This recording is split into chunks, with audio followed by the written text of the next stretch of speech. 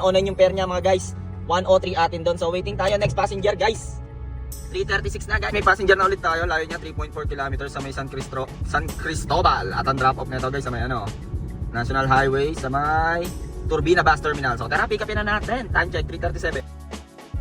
Na natin sila madam dito na sa DLTD Bus Terminal sa may Calamba. 210 yon. 200 atin off. Meron ulit tayo guys. Starbucks, SM Calamba at ang drop off patay. Dinala tayo sa traffic. Saan to? Sa Pansol, tapos Baños ba to? So tara, pick upin na natin. Time check tayo, 4:26. Na-drop na natin sila madam, nag-change location sila, mali yung pin nila. So pwede naman yun, 355 yung fare niya, 303 yung atin doon. So time check tayo guys, 5:27. Dito tayo sa Calamba guys, Pounds and Country. Ano, ang ganda guys, yung huling passenger natin, bali, 4 sila para may pupuntahan silang birthday party. Naligaw sila, mali yung drop off. Same ng pangalan ng resort, ng venue, pero mali yung drop off. Mali yung pin nila, ibang barangay. So, meron naman doon na change location sa side ni passenger. So, sabi ko, hawakan ko yung cellphone niya. Change ko yun. Kita nyo na agad yung amount na idadagdag nila. Kalkulado na agad ni Grab. Kesa yung kayo yung magko-commute, kayo yung magde-decide kung magkano. So, meron doon, i-explore nyo lang.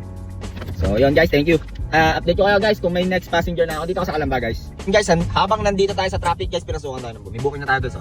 Dito lang din sa may Boss Calamba, Boss Coffee Calamba. Ito ang drop off nito guys, sa may sa may Mahada Avenue total. So tara, pick upin na natin. Nandiyan lang ata si passenger. Time check tayo, 5:56. Guys, na-drop na natin sila madam dito sa Mayapa. 371 yung fare nila, 270 yung atin doon. Medyo mababa yung bigayan ngayon ni Papa G Medyo mataas yung komisyon niya. So time check tayo guys, 7 PM na dito tayo sa Mayapa. Layo natin guys Medyo nasa probinsya tayo. Siguro buksan natin yung pamanila natin para pasukan tayo kahit hanggang Alabang lang. Buksan natin. So waiting tayo next passenger guys. Update ko kayo. Guys, update lang hindi tayo mapasukan, hindi tayo binigyan ni Papa G ng pauwi pero nakaset di pa ako Pakarmona. Pero okay na to. Calamba to Santa Rosa. At least nandun tayo sa Santa Rosa. Tara, pick upin na natin to. Sayang to, 426 din to. Tara. Ayun guys, sabi ko nga sa inyo, pwede naman gumamit ng mga pinagbabawal na technique. Lipat lang tayo. Pwede naman yun, tawag ko ng pinagbabawal na technique.